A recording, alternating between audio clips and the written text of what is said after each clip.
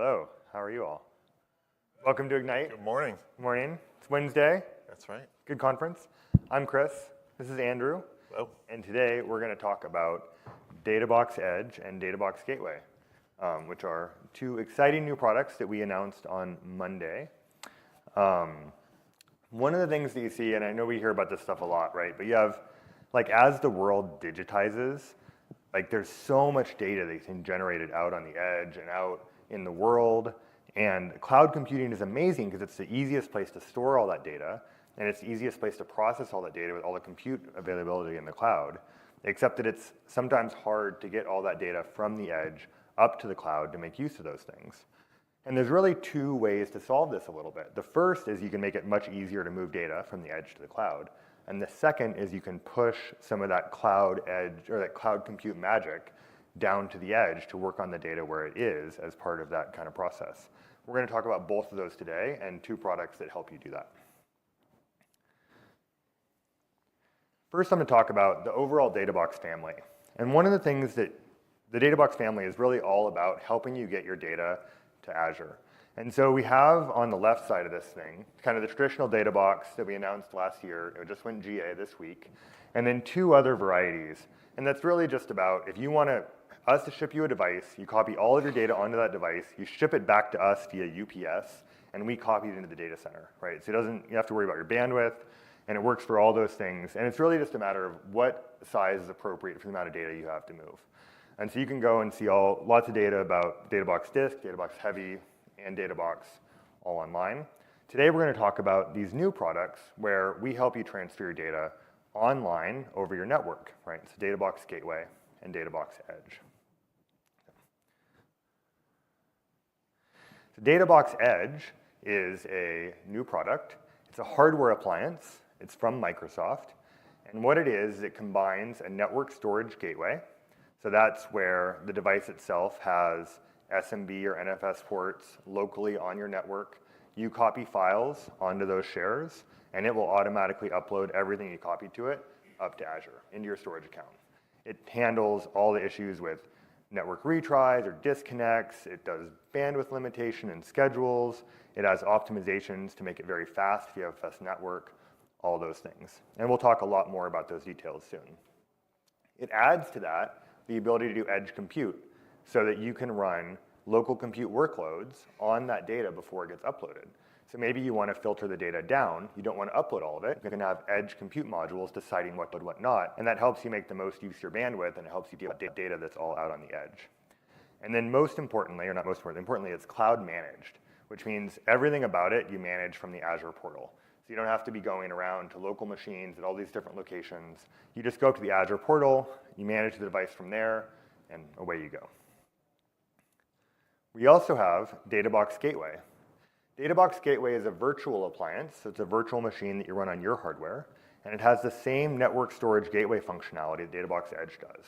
So once again, it's very easy to use it to move files in and out of Azure over the network. It's a virtual machine, and it's cloud managed in the same way. We have a little diagram that kind of shows the two different form factors. So once again, Databox Edge is a 1U network appliance, and Databox Edge is a virtual appliance. Databox Edge includes the storage gateway, edge computing, and it's cloud managed, whereas Databox Gateway has the storage gateway and is cloud managed. And this is a really important point. You don't buy Databox Edge, right? It's not something you do a capital expenditure for, or you don't have to write a big check for it. You just go sign up for the Databox Edge service in the Azure portal, and you pay a normal Azure fee for that. It shows up on your monthly bill, and we give you hardware as part of that service. So you have that piece of hardware running at your site. It's provided by Microsoft as part of the service. Talk a little bit about use cases.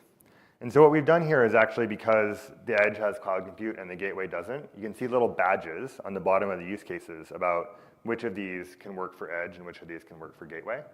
And so obviously, like, you have network data transfer. You want to move it from the edge to the cloud or the cloud to the edge.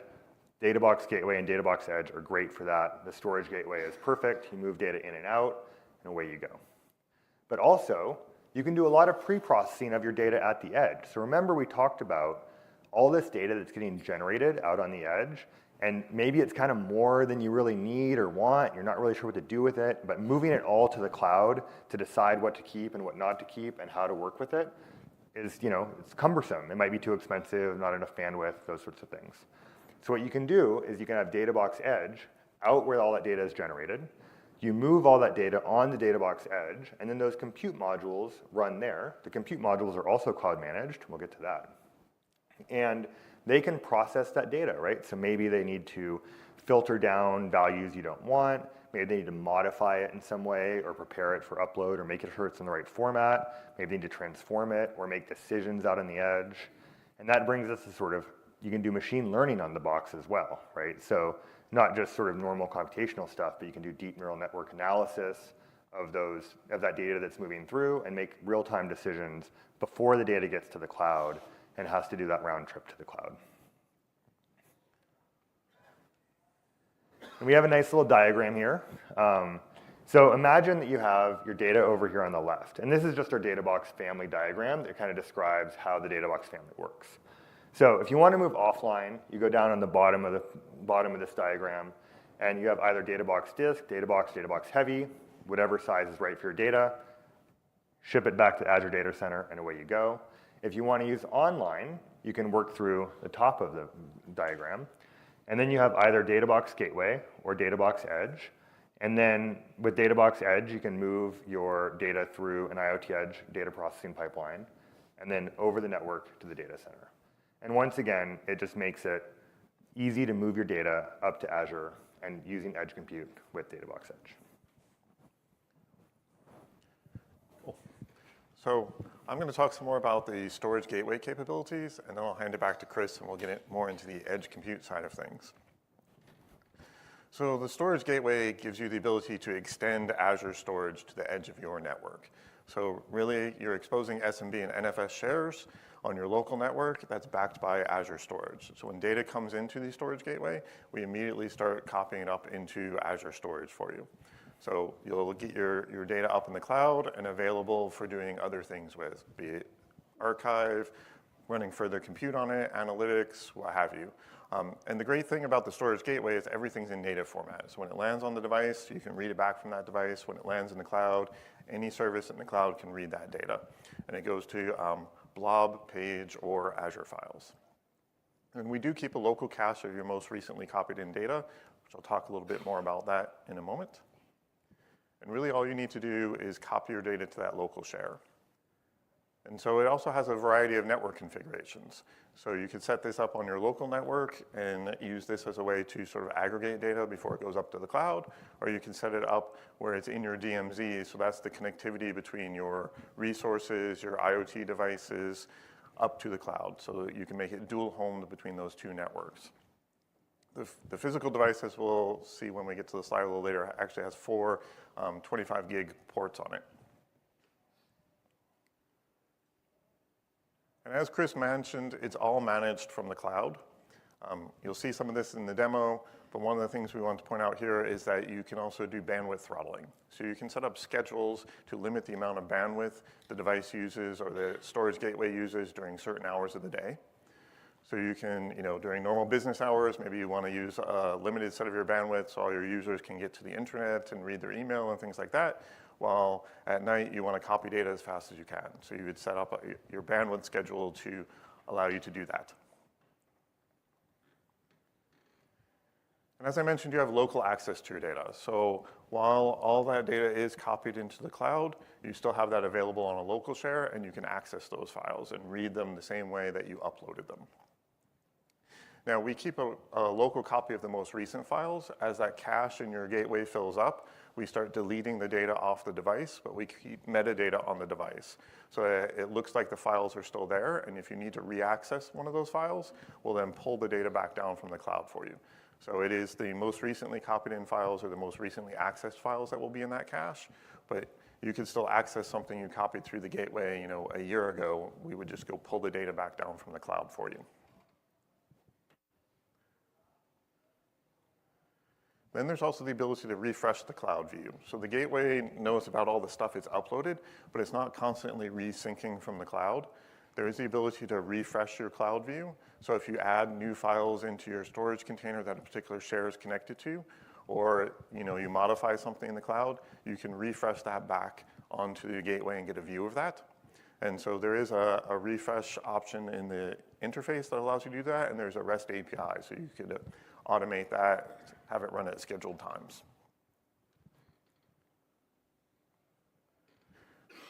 And then we have this really cool feature called continuous ingestion. So the device, your storage gateway has a certain amount of cache on it, and maybe you want to copy much more data than that, but you're not sure how your network bandwidth to the cloud is. Maybe it's intermittent sometimes, maybe there's a lot of latency. So with continuous ingestion, basically we adjust the incoming network speed as well. So we sort of throttle the incoming copy. So rather than it filling up and then your copy process failing in the middle of the night and you having to restart that, we will throttle that, so things like robocopy and everything will just keep copying. It will just look like your network bandwidth has decreased during that copy process. So there's a cool little animation here that sort of shows how that works. So you'll see how the on-prem system is sending data in much faster than we're able to transfer to the cloud, and so that cache fills up, and so we're slowing down the incoming data as well. So we're throttling incoming data so that you can keep copying and not have to restart, retry, have your tools fail on you. But does that mean that you could, if you have a 12 terabyte appliance, you could robocopy 50 terabytes of stuff to it?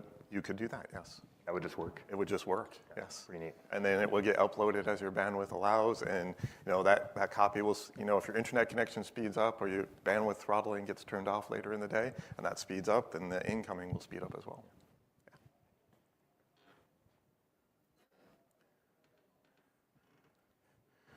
So the storage gateway can also be used in sort of an offline mode. So when you're disconnected from the internet, you can keep sending data into it. And then when you're reconnected, the gateway will start uploading that data. Now there is a feature that I'll show during my demo called disconnected mode. So you can actually put your storage gateway into disconnected mode. And what that means is that the gateway will allow you to copy data into the device, but it's not going to try and copy anything to the cloud. In that mode, you can still access it through the Azure portal. So if you want to add a new share to the device, you could do that, but it's not going to keep trying to transfer data until you turn disconnected mode off. And then Chris talked some about the network data transfer use cases. So I've got a few slides that drill into those in some more depth. So there's a few different things that you could do transferring data from the edge to the cloud. So you can set up your ongoing data pipeline. As Chris mentioned, everybody's generating more and more data on-prem, IoT, the explosions of devices and sensors and things. That data is not going to go away, but you want to move a lot of that to the cloud for archival purposes, for further processing. Well, you can set up a pipeline. You have an SMB or NFS share, transfer your data in. It could be more than the cache allows, but we'll get it up to the cloud for you as your bandwidth permits. You can also use it for big data migrations. So one of our preview customers that I have a slide on coming up actually used it to migrate over a petabyte of data. They had I'll go into more detail when I get to that slide, but you can use it for data migrations. It is a part of a service fee, so you can get the device for as long as you need it, so you could use it for a data migration over the internet. And then managing bursts of data. So there may be periods of time when you get a lot of data that comes in that you want to offload from a device, and or what have you, and then get that uploaded to the cloud. So maybe the container ship that was on the previous slide comes into port with a lot of data. You want to copy that off while the ship's in port at high speeds, and then let your bandwidth trickle it up to the cloud. Or autonomous vehicles, when they come back to the garage at night full of sensor data, you want to offload that and get the car back on the road collecting more data. You copy it at your local network speed onto a storage gateway, either Databox Edge or Databox Gateway, and it will upload as your bandwidth permits, but you've got all the data off and the car can go back on its way. And then there are also scenarios for transferring data from the cloud to the edge that the gateway can enable for you. So maybe you want to distribute files to where they're needed. So you can put files into storage containers in the cloud, refresh that view down to the gateway that you're running, and have local access to those files rather than having to change systems so they know how to call REST APIs or access files from the internet. You can also use it for cloud bursting. So if you're collecting a lot of that data, like the autonomous vehicle scenario, where you get all that data, you want to push it up and run analytics, but you want results back on-prem. You can actually get those results back down through the gateway. So using all the cloud scale and capabilities against your full data set in the cloud and then pushing the result back down. And then perhaps you are moving data up for archival or backup purposes, and you need to re-access that in 6 months or a year. Through the gateway, you'll be able to do that and pull it down just like it was an SMB or NFS share on your local network. And then Hogarth Worldwide is the customer I mentioned in that one scenario. So they had a bunch of older legacy storage on-prem that they were archiving their data in. Their contract for that system was running out. They wanted to move it to the cloud. They needed a solution to help them upload that data. And so they used Databox Edge, the storage gateway functionality in that, did a bunch of robocopies and other scripts. They were able to easily copy it over their local network to the device, and it handled and managed the upload. So, if their connection went down in the middle of the night, their copy never failed. The gateway does all that retry and handles that connectivity to the cloud for you. One of the things I liked about Hogarth is that when they were done with that migration, they thought it was such an easy way to get data to the cloud that they decided to keep them around for their ongoing data that gets generated. They want to move to the cloud. They're basically now using the device in their normal data pipeline workflow. So they've set it up as when the data comes in and is ready to move into archive storage, they push it to Databox Edge now, and it gets uploaded into Azure for them. I'm going to switch over and do a demo here.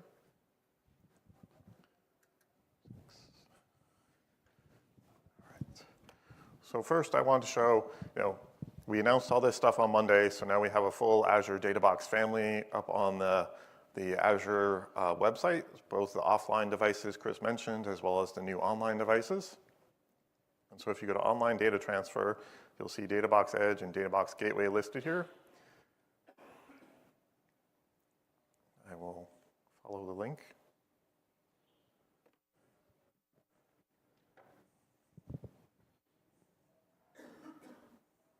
All right, hopefully the demo gods are with me here.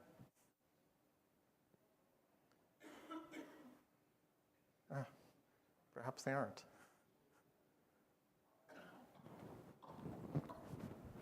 All right, well, I will continue on and come back to it. There we go.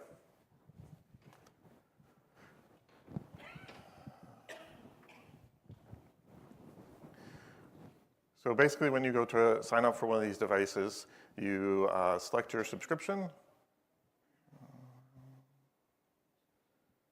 And then you select the region. And so these are the regions that the service and the management portal is deployed in.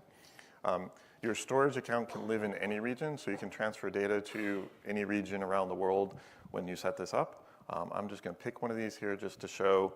For Databox Gateway, you can click on the Create button, and it will give you the ability to download it. It's in public preview right now, so the pricing's half the $125 a month that we are going to be offering at GA. And then for Databox Edge, you get a sign-up link here. And so there's a little questionnaire you fill out that gets submitted to us, and then we'll reach out to you with a loan agreement for the hardware and get you set up with a device. So we do have a limited number of preview devices, so the sooner you, if you're interested, the sooner you sign up, the sooner we can get you through that process. But what I wanted to show is I have a Databox gateway set up here. And so you'll notice I have a share already created, but it's pretty easy to create a new share. It's just a matter of going to add share, type in a share name, you get to pick SMB or NFS. You can pick your storage account. You pick your storage service, as I mentioned, block, page blob, or files. I'll just do block. Then you can either use a new container or create a new one. You can also set it to read-only if you want to just be pushing data down that somebody's accessing on-prem. And then you also get to select the user account you're using with it. So I'll just create that. That takes a minute or so. I'm actually managing a device sitting back in our lab in Sunnyvale. So I am using what we talked about, being cloud managed. So I'm connected to the Azure portal. I'm creating a share on a device out in Sunnyvale, California. But for this demo, I'm just going to use share one while that gets set up. And so You can see here I have Share 1 without any data in it. I also have Storage Explorer connected up and showing Share 1 as well. I'm just going to copy some files in, and so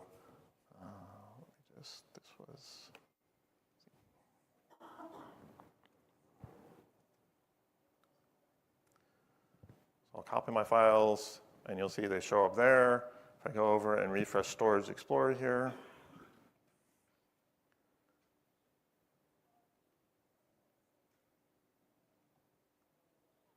you can see it's already moved the data up to the cloud for me. Now the other thing I want to show was refresh. So I've got a text file in here. I will go ahead and edit that.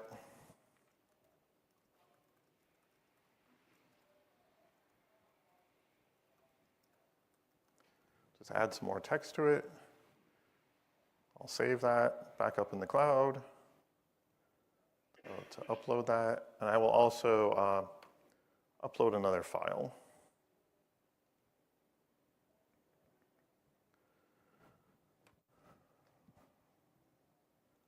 So I've got another file here I'll just add to my cloud view of things.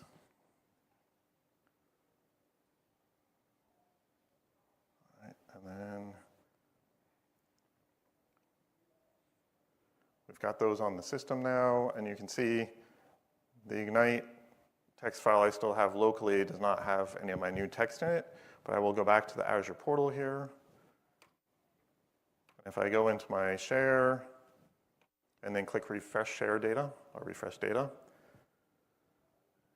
and then it's going to tell me that I'm going to refresh my local view of what's in the storage container. I'll click yes. And you'll see during the time I was over there demoing the other stuff, my new share got created. So I will go back now.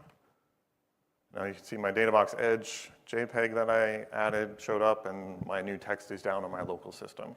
So you can refresh your view while you're adding data into the cloud or modifying data up there. You can get that back on-prem as well.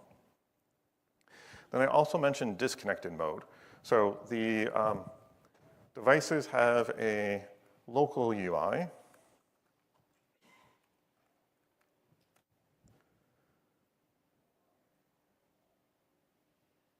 So this is a local web UI that you use for initial provisioning, as well as a couple other tasks that you might want to do. I hope I typed the right password, but there we go. So here you can set your device name, but when you first get it, what you want to do is go in here and you configure your networking. So you can either use DHCP, or this is where you set your static IP addresses. And then under cloud settings is where you do your activation. So one of the first things you do is activate it from the Azure portal. And so that encryption key gets generated in the Azure portal, and you copy it in here and tell it to activate. And so it does that dance between the cloud and your device. But here is also where you can enable disconnected mode. So cloud upload and download is enabled right now. You can click that and hit apply, and it tells me it successfully applied the settings. So now I'm running in disconnected mode. So I can keep copying data into the gateway, but it's not going to attempt to upload it to the cloud. So I will, a few more files here I can copy over.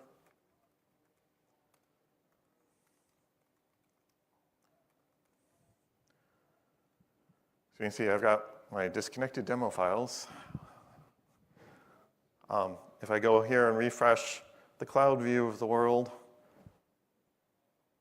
you can see those have not been uploaded yet. So I'm able to keep transferring data in while still having the device up and running, look at the statistics and the metrics and things from the device, as well as add new shares from the cloud. And then when I'm ready, it's back on a location where it has good connectivity, I can go ahead and re-enable that and tell it to apply. And then the gateway is going to kick off and start uploading all the new files that have been added to it. So let me refresh the view here. You see my disconnected files have now been uploaded to the cloud for me. So there's a lot of flexibility in how you can use the gateway for getting your data into Azure for you, as well as how you can then re-access data from Azure.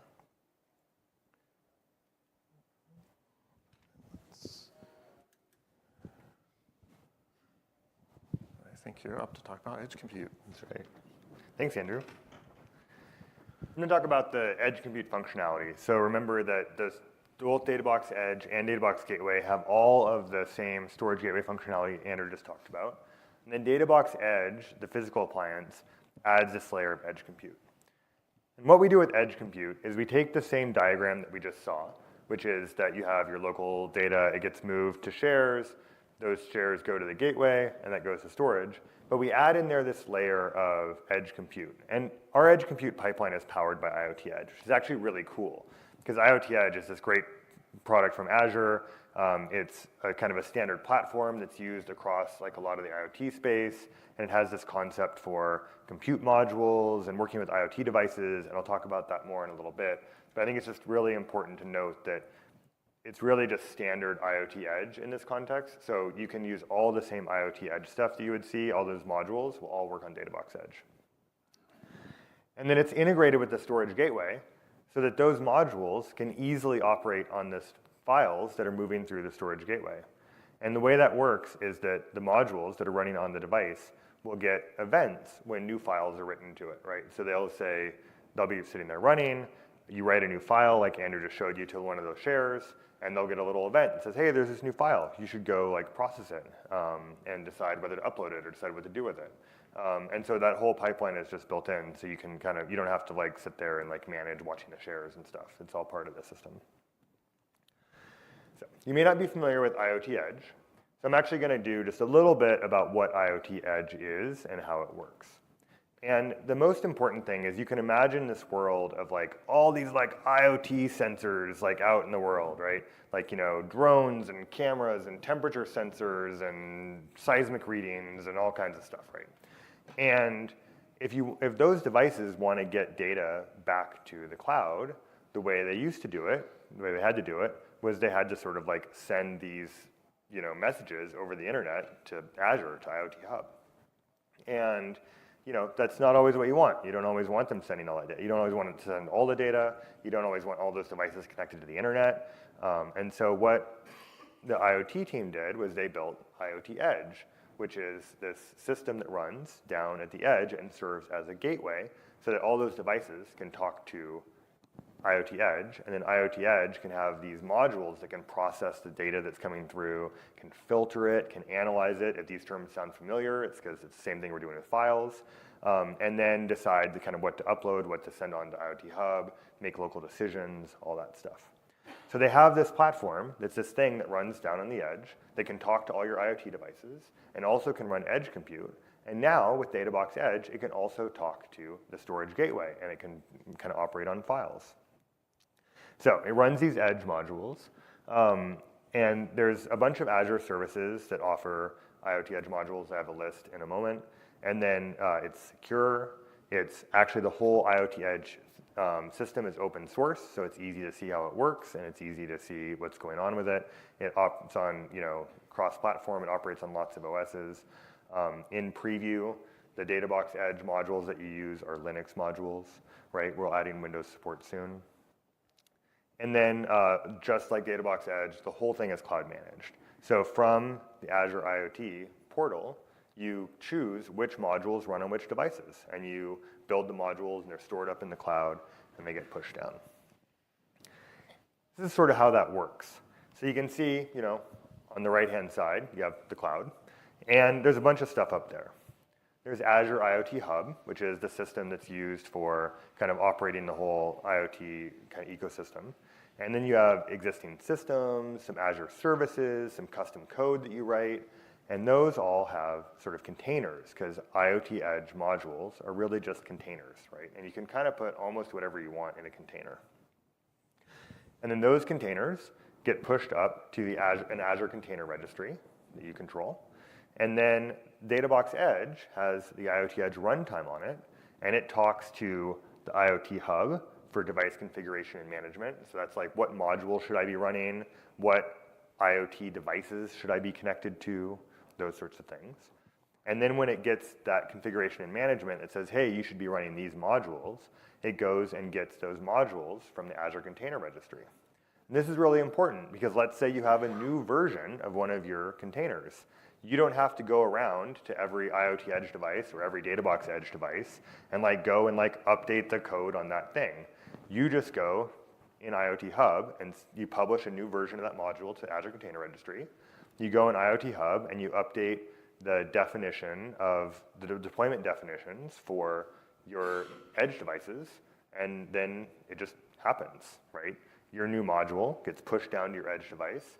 The IoT Edge runtime on your device makes sure that it has the new updated module running, that it stays up and running. If it fails or falls over or crashes, it will restart it for you. If there's errors getting thrown out, it will surface those errors back up to the portal. All that stuff is all part of IoT Edge. So it's really a very powerful way for you to have these edge compute workloads, that you just push out to the edge, right? You push them out to all your different devices and all your different locations, and you manage them all from one central place. So I'm going to talk a little bit about how that integration between IoT Edge and the storage gateway works. And so I like to think of it like you have the storage gateway and you have IoT Edge as layers sitting on top of it. And so you have on the left over here your local systems. And they go, and I'll just start actually from the start. What we do is we have this concept of a local share and a cloud share. And that's to make sure you don't accidentally upload stuff before it's been processed. So you have, Andrew showed you the cloud share that he created. You copy a file into it, and it automatically gets uploaded. Right? The way the local share works is you copy files into the local share, and they don't get uploaded. They're just there on the device. But your modules can process them. And if they decide that they want to upload that file, or they want to modify it before uploading, then they move it either in place or in the modified version to the cloud share. And then once in the cloud share, the storage gateway will do its thing, right, that you just saw with Andrew, and it will go ahead and upload it. So your systems write something to the local share. DataBox Edge is sitting there watching that local share and notices there's a new file. So what it does is it tells the IoT Edge runtime that's running on your box, hey, there's a new file in this local share. And that comes in as an IoT message. You have a module. In this case, it's an Azure function.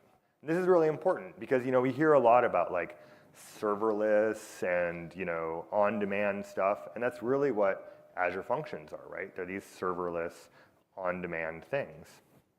And so what happens is your module that you write an Azure function module, and Azure Functions has tools to write modules where it just says here's a method definition, put your code here, and you do that, and then you compile it into a container, and you put that in Azure Container Registry, and you deploy it to your device. And so now what happens is every time a new file gets written to that share, a new message comes in to your module, and your function runs, even if it's already running somewhere else, right, in parallel, right? If I copy 100 files into the box, your function's going to run 100 times, right? One for each file. You don't have to worry about keeping a list or tracking them.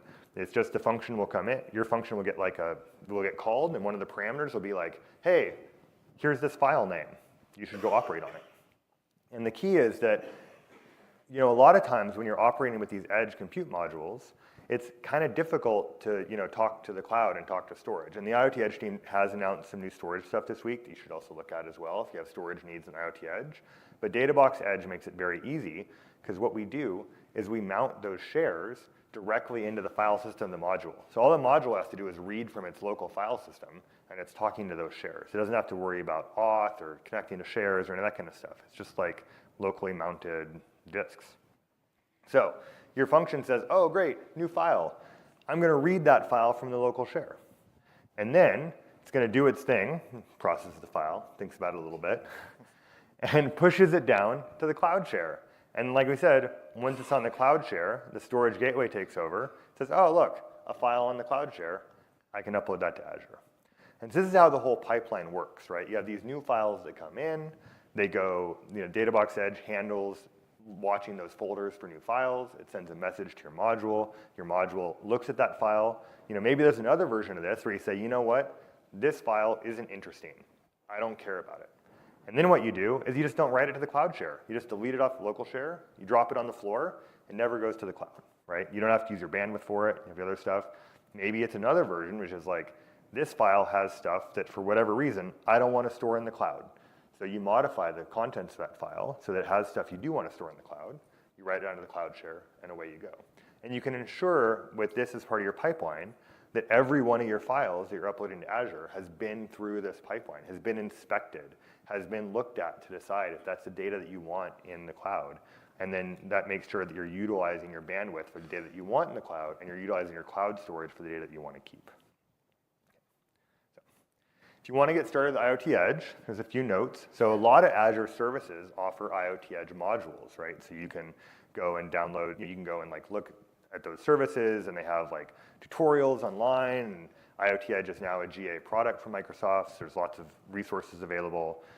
So all services can offer module versions. You write your own, like I said, modules or containers. You put really whatever you want in a container, and so you can write your own and package it up as a container and run it like that. And then I have a link at the bottom here to the docs page for IoT Edge, and it has a bunch of tutorials and other things about how to get set up and how to get started. It's super easy. You know, a lot of the tutorials are like Azure Machine and install IoT Edge on it, and just run it in the cloud, and you can kind of like play around with modules and connect it to an IoT hub and all that stuff. You can create little virtual sensors that connect to your thing, and they have walkthroughs to do all those things to get you familiar with the process. Let's talk about, when I think about using the data pipeline stuff, right? A lot of it is just these three things, right? Sometimes you're kind of aggregating data together at the edge where it is, right? Sort of like, you're putting together a puzzle, right? You're taking all these pieces of data and you're kind of putting them together into one cohesive thing at the edge, and you're uploading that thing. Sometimes you're modifying the data, right? So you want to remove pieces of the data that you don't want in the cloud. Maybe you have, maybe your organization has policy reasons about what sorts of things can be in the cloud and what sorts of things can't. And you could have a module that could sort of enforce that policy for your cloud upload workflow. Or maybe you want to filter data, right? So if you have some sensor that's giving you, right, a reading every, say, 10 milliseconds, and most of the time that reading is normal, right? Maybe you don't actually need to store every single one of those readings, right? Maybe you could only store it when it's abnormal, or maybe you could only store the readings around abnormal readings. And so you could filter that data down. You could use a module to do that and not have to upload all of those readings and use your bandwidth for that. But we also talk a lot about machine learning, right? And there's a reason why machine learning is such a big topic. It's incredibly powerful, because what you can do is Databox Edge can also run your machine learning models on that data as it comes through.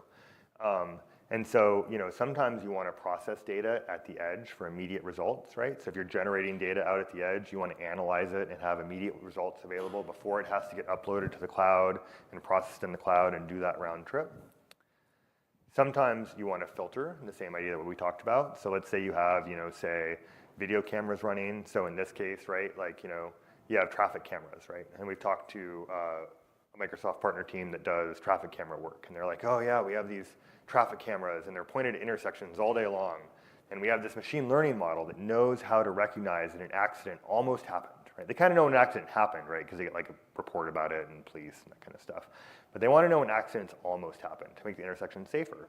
And the machine learning model can tell them like, hey, there was just almost an accident here. And what they could do is they could be running on Databox Edge, they could be processing all that video feed, right? And notice an accident almost happened. But now, what do they do with that video, right? They have this chunk of MP4. They want to save a minute before and a minute after that thing. It's this chunk of MP4. How do you upload that? Well, it turns out on Databox Edge, all you have to do is write it down to your local file system, and the storage gateway will take care of uploading it for you as bandwidth is available. You don't have to worry about if you have bandwidth right now. You don't have to worry about managing that transfer or if there's an error or a retry, all that stuff. You just say oh, I got an MP4, write it to my disk. You're done.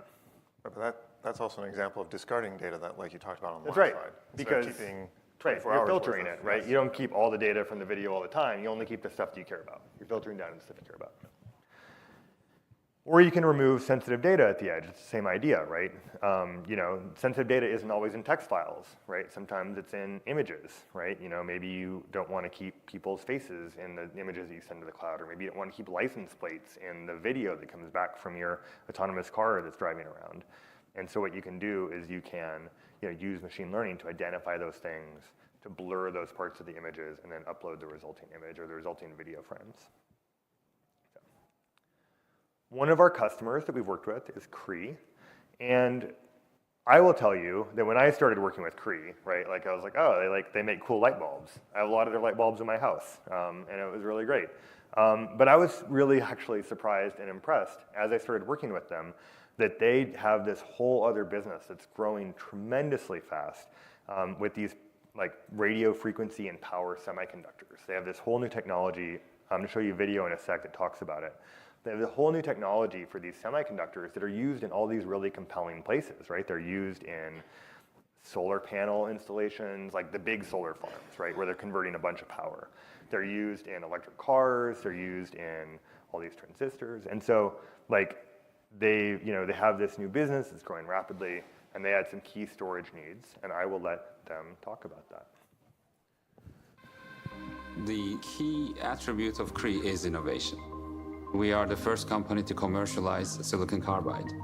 We would consider our products a generational opportunity. In an electric vehicle, when you build your inverter using silicon carbide components, your car can go further. So it has a very significant impact. Cree is experiencing tremendous growth. Part of that process requires a tremendous amount of storage, and we've positioned the DataBox Edge to provide that continued growth in storage without hampering the business. DataBox Edge is a very cool solution where we can capture the data gets stored in the cloud, then the access to data is a lot easier. Part of the process for our manufacturing facility is we take photos of each wafer that comes out. 1,000+ photos of each individual die on that wafer. Microsoft DataBox Edge allows us to trickle the data up to the cloud on a bandwidth or scheduled meter. We don't need to have administrators looking at it. What we will be doing with the DataBox Edge and having the capacity to implement artificial intelligence into the process is fantastic. One of the things we've identified moving forward is the ability to use Azure's machine learning to teach a model to identify the same defects we do today on-prem. What this will allow us to do is to leverage the IoT Edge functionality to be able to push that model down to it and identify these defects much quicker as we scale the solutions out. DataBox Edge gives us an ability to focus on what we are good at, pure innovation.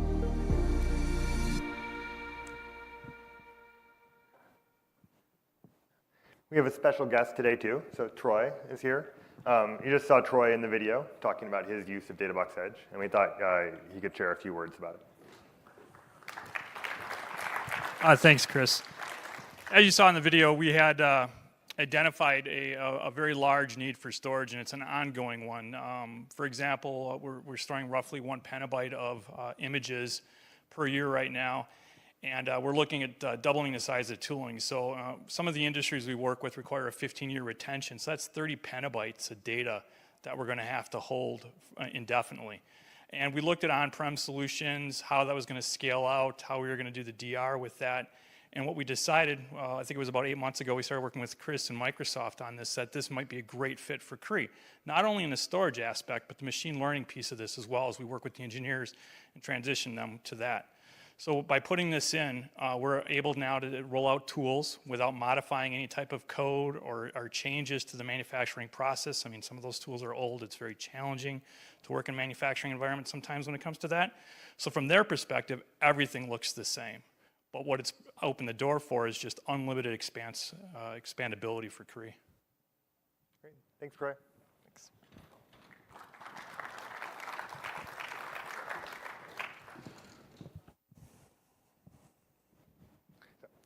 I'm going to show you some of the machine learning stuff that we've done. In the data and the edge compute. So the first step is, once again, we're in the Azure portal, right? So Andrew showed you the Azure portal. You manage all the edge compute in the same way. And I don't actually have an unconfigured device, but I can tell you that what happens when you start with DataBox Edge is you're in the portal, and where it says Edge Compute Modules, there's a button that says, like, turn on Edge Compute. And so you go and you click, turn on Edge Compute. And what happens is you choose a IoT hub that you want to work with. There's a free tier of IoT hub, which is fine for most DataBox Edge scenarios. You just register one of those, hook up to the hub. And what it does is it on the box, you can see, say that from the cloud, on the box, it will spin up an IoT Edge system on your box, and it will register that up to your IoT hub and allow you to then, now you have an IoT Edge device that you can manage just like a normal IoT Edge device from IoT hub. And you may have noticed when I was demoing, I was actually using a gateway, so I did not have that edge box there. That's only on the data box edge. And so when you're in IoT hub, right, so we're in our IoT hub here, and it has, it's normal IoT hub, like I said, it's a, it's a standard one, it's free. Or actually, this might be the one that's not free, but then you go down to IoT Edge, just like normal. And you can see here that we have 2 DataBox Edge, Edge devices registered here. DataBox Edge Demo 2 is the one we're using today, because we like to have creative names.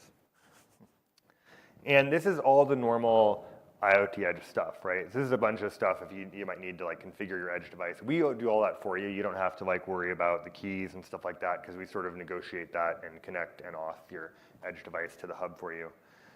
But if you come down here, you can see that we actually have a bunch of modules running on this device. And I'll talk about that in a minute. And there's just 2 standard Edge Agent and Edge Hub modules that run on all IoT Edge systems. But then we have these other 5. And what's actually really interesting about this is these are 5 different ML pipelines that are all running on the same box, right? Each of these is connected to a different local share that I talked about. So if you dump things in a local share, you get a different Edge pipeline, and I'll show 2 of them in a moment. And I think it's interesting then also to talk about how, sort of how they run. And so if you come into this individual thing, you can see down here, in the container create options, so the way IoT Edge works is you can specify sort of these deployment profiles for your Edge devices. And what I've done here is you can see, it's a little tough to see, but you can see that you can, in the binding section, you can bind this share, so home, HCS shares, classifier local, to the local share and another share to the cloud share. And that's the part where you specify which shares should be mounted into your container. And so the actual container now, when the code in it, can just talk to its local file system in order to talk to the storage gateway shares. So we can see how that works. We have a couple of things. And so what we've done here is we have some cats and some dogs, right? And cats and dogs, it's insanity living together. Bad news. So we want to kind of on the edge, we're going to filter these cats and dogs into different locations for the cloud, right? So we have a cat, there's some more cats, there's, I think that's dog, some more dogs, right? And so what we're going to do is we're going to take a few of these files and we're going to drop them into our local share. And you'll see in just a moment, the DataBox Edge will notice that they're there and it will process them all and boom, cats and dogs. Separated, living together. It was very fast, right? You had the local share, and they disappeared from the local share, and they're now down here in the cloud share, and you have cats and dogs. And all those files are now uploaded, right? We can do some more, so you can see it happen again. Move some things over there. It sits there. It takes a moment, and then they're all processed. Cats and dogs, no longer living together. And if you come in here, we'll see if I get this right. We have a cat in the cat share. So it really is, and the key there is, the point is that this is, it's a very, the box is very fast, right? We'll get to it later, but it has 2 Xeon processors in it. It's got a lot of edge compute, kind of horsepower for you to run this stuff. And so you can really, the idea is it can do kind of a little bit of a workload of stuff at your location, right? You have one of these boxes racked, and it can be processing lots of data as it comes in. So we're going to do another one, because like I said, remember, there's multiple things running on here at once. And now we're going to tempt the fates a little more. So now I'm just going to take all of these. And so there's 74 images, not that many. And what these are is these are quality control images, like you saw with Cree. And it's a little different here because in this context, the box actually is waiting for a few seconds. You saw it wait for a few seconds to decide whether to kind of wait to make sure the copy was done. But then when it was finished, all 74 gone right away, right? And I'll give you a preview. What's happening here is that we actually have an FPGA in this box, and that pipeline ran on the FPGA. And what we've seen is that when you're doing ML pipelines on the FPGA, it runs about 30 times faster than the CPU in our labs. So it's incredibly fast. You can do a ton of workload on it. There's lots of stuff that you can do. And so what that did was now we had those, and these are a little bit harder to kind of tell what's going on. I actually, frankly, can't look at the individual images and know what a pass and a fail is. It's a model about manufacturing images and whether they're correct or not. So I won't show the images because it's kind of tough to see. It's hard to explain what passes and what fails. But the key is it's this model that runs very, very fast. It's trained in the cloud, and then you can run it on the edge to do your local inferencing that happens right there on the edge for immediate results. So I mentioned that, we'll go back here. I mentioned that compute modules are really just containers. And what that means is they really have like endless possibilities for what you can do with them, right? So we talked about like serverless event-driven actions. We've talked about organizing files and filtering things. But there's also things like you now have a piece of software running on your location on your network. So if you wanted to like alert a local on-prem system with an API call, cool, that's fine, you can do that, right? You know, if you notice that your manufacturing image has an error, you have a failed manufacturing image, and you want to alert a local system to immediately have somebody go and find that part and make sure it's okay, right? That's all something that you can do.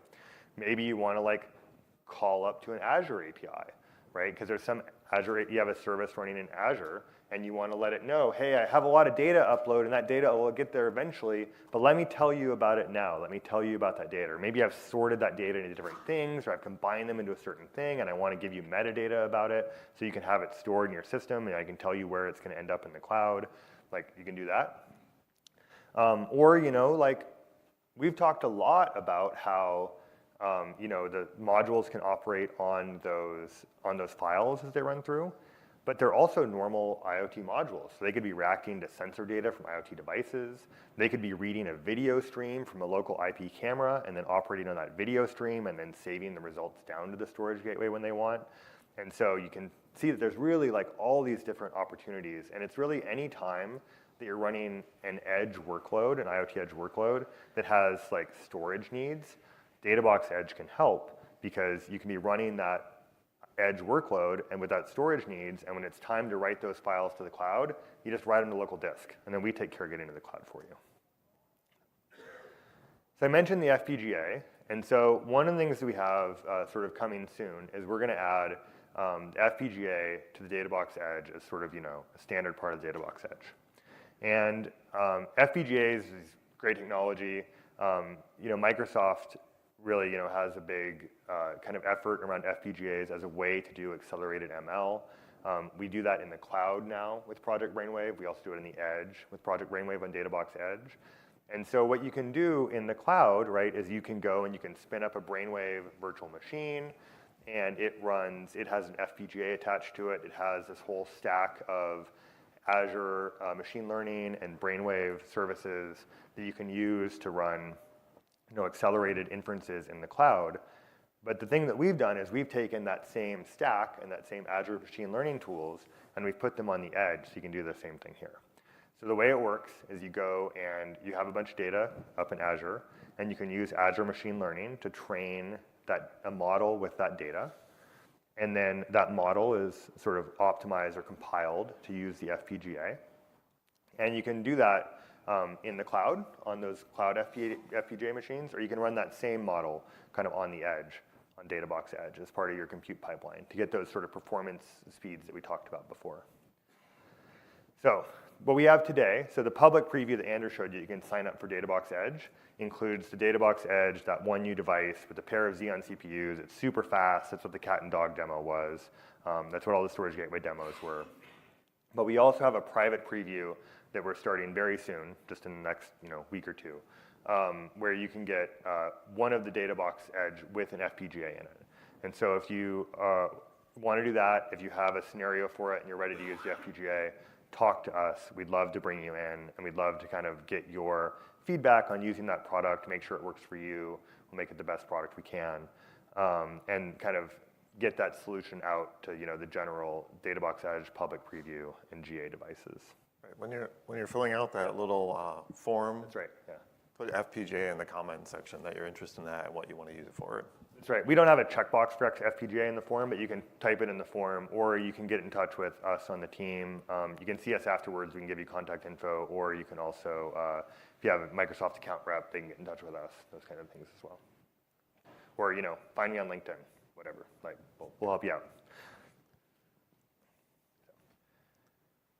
So let's talk a little bit about, we talked a lot about what's in DataBox Edge. And so this is my sort of overview of the general architecture of the device, right? So it helps kind of pull all those pieces together and understand kind of how the device works.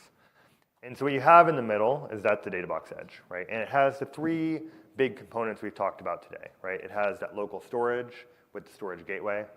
It has the IoT Edge modules for edge compute. And then it has the FPGA and the brainwave stack. And you can see you have all of your IoT devices, your sensors, your robotic factory arms, and your airplanes, and your cameras, and your smart cars.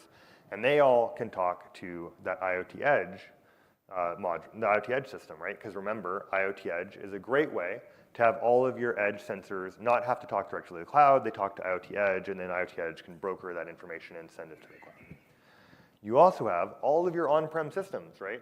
It's kind of what Troy talked about, right? Like a lot of systems don't know how to talk Azure, right? They don't know how to talk APIs. And while the Azure APIs are great and they're simple and they're easy to use, re-architecting some system that you've had for a long time to talk to Azure is, like work that maybe you don't want to do. And that's fine. With DataBox Edge, all they have to be able to do is talk to a local share on a network. And almost anything can talk to a local share on a network, because you can like mount it as a local drive, and anything can talk to a local drive, all that stuff, right? So all your systems do is talk to that local storage, and then all the other stuff happens inside of DataBox Edge, right? So we talked about optimized network data transfer from the local storage to the cloud, right? We have kind of, we have tools in the system, but we have optimizations in the system to make the most use of your bandwidth around like how many things we transfer at a time and what block sizes are, and we can figure out what your bandwidth is and make sure that we're using the most of it as we can. And then the IoT Edge modules can read all that data and process them, or if they have data they're generating, they want to store as files, they can write down to that local storage, take advantage of that transfer to the cloud. And they can also make use of the FPGA and brainwave if they're doing those ML workloads and they want to offload that workload and do it on the FPGA. It's just right there on the machine, so they can do that very quickly. The IoT Edge modules continue to talk to IoT Hub and send IoT messages back and forth. And then the real key, this is the magic, right, is a lot of times, you have all this data in the cloud, and you train your model, and you push your model to the edge, and now, awesome, I'm running the model on the edge for like super fast results before I have to round trip to the cloud. But now, like, you're still generating all that data, and you'd like to make your model better. And because DataBox Edge helps you get all that data to the cloud really easily, right? Like, you're generating your data locally, you're running the model on it, you're making decisions, you're doing stuff. But you can let that data move up to the cloud through the storage gateway over time, where it doesn't need to be fast or like right now. And now you have it all in the cloud, and you can retrain that model, right? And then you get a new model, and with IoT Edge, you push that model back down to the edge, all from the cloud, right? You just all do it from the cloud. You go and you update your container to have the new model in it. You redeploy to IoT Edge, and bam, away you go, right? You have your updated model at the edge. If you have 20 of these things or 100 of these things, right? They all have the same configuration. You just press a button. They all get the new model all at the same time. So it kind of is this whole system, right, for operating all this stuff together. And it really makes kind of all this stuff tie together. And what it does is, like we talked about, it pulls a little bit of Azure storage, and it pulls a little bit of Azure compute down to your site, right? So it gives you a portal into Azure storage from your location, and it lets you use Azure compute resources at your site in the form of these IoT Edge modules. Okay. And Andrew will cover a few more things about cloud management and the preview. Yep. All right, so as we've mentioned, both Databox Edge and Databox Gateway are cloud managed. You saw that in the demo. Everything is done through the Azure portal, so you can go in there and do all your management activities through the Azure portal for your remote systems. Now, public preview is available. We announced that on Monday, so you can go sign up through the website, as I showed earlier. The service and that management experience for that cloud management is available in 4 regions. But as I mentioned, you can, when you're creating your share, you get to create whatever select whatever storage account you want to connect to, and so that could be in a completely different region. They're separate. You don't need to have your storage account in the same region that the service is running in. That is just for management purposes. And then availability, as I mentioned, we are available with preview devices. We have a limited number of those, so if you're interested, please fill out that web form and get yourself on our list. They are available for US customers and EU customers right now. By the time we get to GA, we're going to expand that into more markets. We may be able to get some before then, but we are working through that. Oh, I should mention, Databox Gateway, because it is a virtual machine, is available anywhere you want to download and deploy it. It's only the hardware that we have some shipping and other things we're working through. So Chris mentioned a few points on here about Databox Edge device that we're offering in preview. It is 12 terabytes of NVMe cache, so very fast performance on the storage. You're only limited by the cloud capacity. As I showed you, that continuous ingestion, you can be copying more than that 12 terabytes in, and we will adjust our speed to allow you that copy to complete locally and the upload to the cloud. It is a 1U rack mount server, 29.6 inches deep, 2 Xeon CPUs, 10 cores each, 4 25 gig network ports, and the Brainwave powered FPGA that Chris talked about. So it has quite a bit of performance for your ML modeling, for uploading your data, for other aggregating, filtering, modification of data through containers as you're using it in your data pipeline. The Databox Gateway, because it's a virtual machine, if you need more or less capacity than that for storage, the virtual machine, you can adjust it some, but it does have some minimum requirements. So it does run on Hyper-V or VMware. Minimum is 4 cores, 8 gigs of RAM, 250 gig for the OS, and then 2 terabyte minimum for your data disk.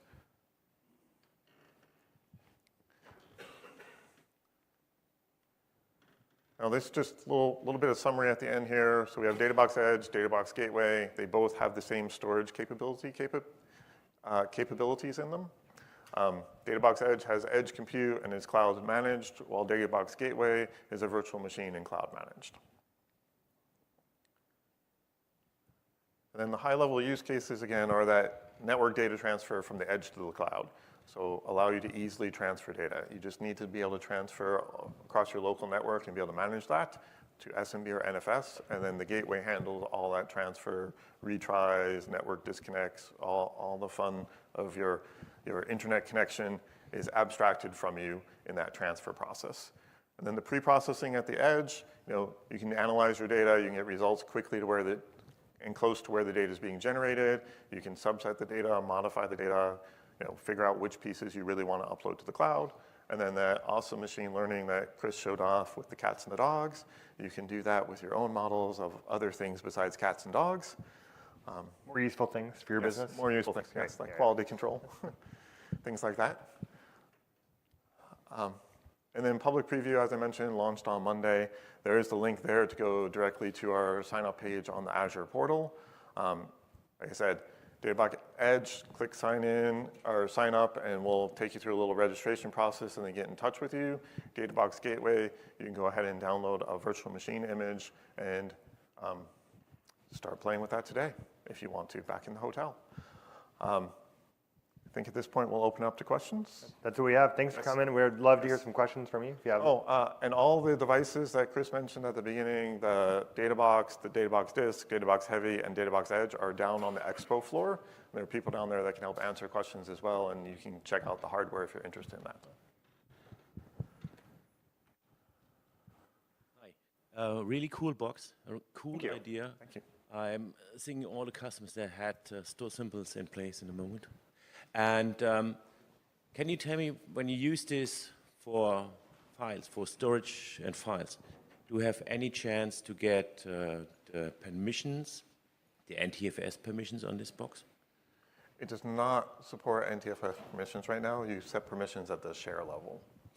And what I have seen is that we have started to get ADFS permissions on Azure files. Will this be also in place on this box? So currently we do not support domain join in the preview, but it is something we're working on, and we'll have to look into that integration with ADFS. Thank you. Other questions? One there, it looks like.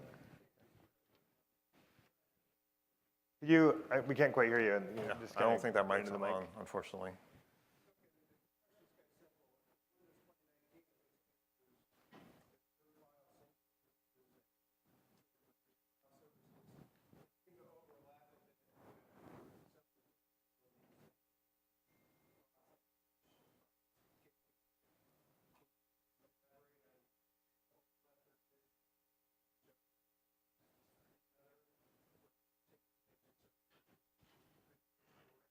Yes, so the question was, in Windows Server 2019, that was announced this week as well, there's Azure File Sync and some other sync capabilities that are available, and what's the difference sort of between Databox Edge and some of those technologies.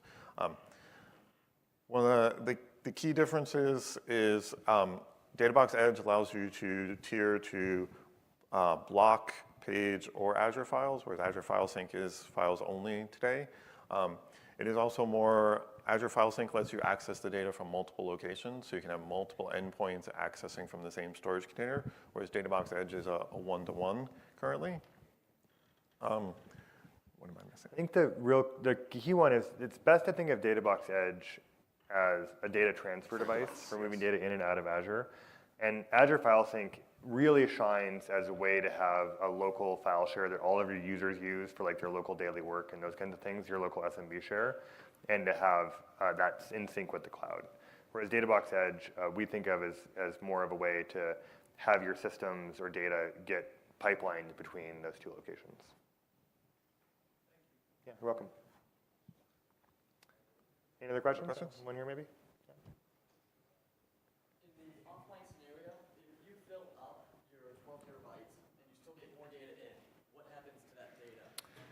Yeah, you'll get errors on trying to copy it in. They'll say the device is full. Okay. Yeah, we do all we can, right? We try to get as much data as we can while it's offline, but eventually the cache is full, and once the cache is full, we prioritize the data that you already have copied into it so that it's predictable for you. You can, though, like go and delete data off the device, right? You could manage it a little bit yourself. You could say, oh, I don't need that old file. You can delete that off. That'll free up cache size, and you can copy more things onto it. Or you could have a container running that's sort of doing that processing and deciding what you really want to keep, and then deleting data for you. That's right. Yeah.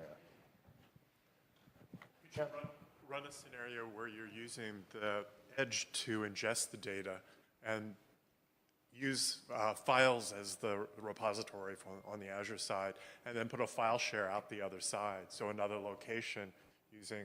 Yeah, absolutely. One of the core tenets of Databox Edge and Databox Gateway is once the files are in Azure, they're like, or once your data is in Azure, it's just normal Azure data, right? So once you've uploaded them to blobs, whatever can work with blobs, like can work with them, right? And once you've uploaded them as Azure files, right? Like now, they're Azure files, right? They're part of your Azure file share, they're Azure files. You can use AFS to sync that data somewhere else to a different file share. And that's really, I think, one of the key things to remember is that this is really just a way to move your data to Azure. And once it's in Azure, it's in native format. You can do whatever you want with it. It's not in some special standard weird thing that like only we know how to read, right? And you can use all of Azure services to talk to those things. So think of like blobs or files as an intermediary between the data that you move to Databox Edge and all of Azure services. That's right, no conflicts of once they're in Azure files, right, you can use them however you normally use Azure files. And continuously, you can be ingesting for months and have a share, sort of 4 shares of people at other locations and then reading into those files. Yeah, so what he said is that you could be continuously ingesting from Databox Edge and then having those Azure files be continuously synced somewhere else. And that's correct, because those files just look like normal files getting copied in, and Azure File Sync will then do the rest. Yeah. Anything else? Other questions?